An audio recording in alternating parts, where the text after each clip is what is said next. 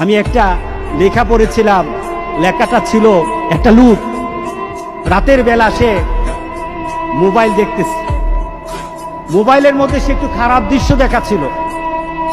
এমন সময় মেয়ে গিয়ে ঘরে ঢুকলো, মেয়ে ঘরে ঢুকে দেখলো বাবা তার মোবাইলের মধ্যে খারাপ দৃশ্য দেখে।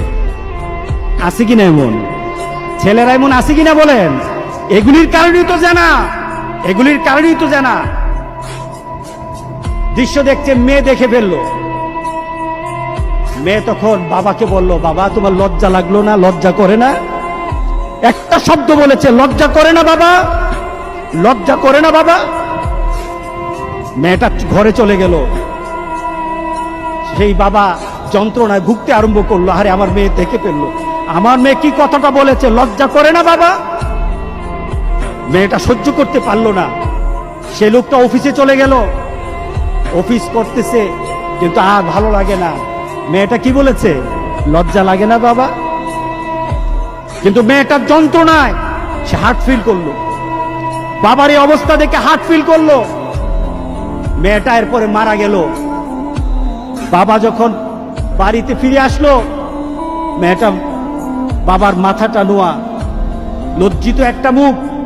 এখনই আমার মেয়ের সাথে দেখা হলে আমার কানে বাজতেছে, আমার মেয়ে আমাকে বলেছে লজ্জা লাগে না বাবা। আমি কিভাবে আমার মেয়ের সামনে যাব, আমি কিভাবে আমার মেয়ের সামনে যাব?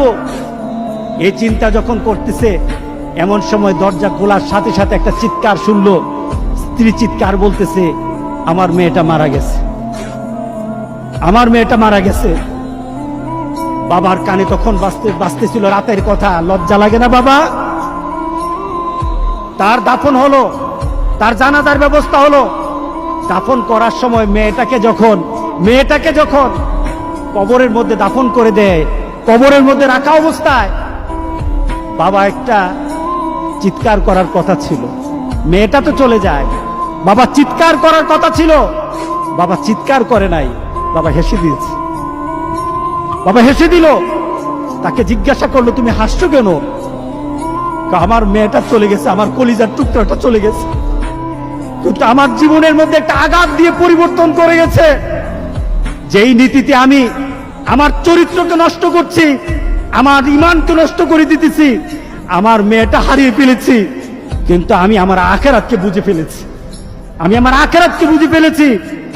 আজকে সমাজের যারা প্রিভেন্টিভ করছেন না, আপনি চিন্তা করছেন আপনার মেয়েটা কিন্তু একদিন আপনার জন্য বিপদ হয়ে যাবে, আপনার জন্য বিপদ হয়ে যাবে।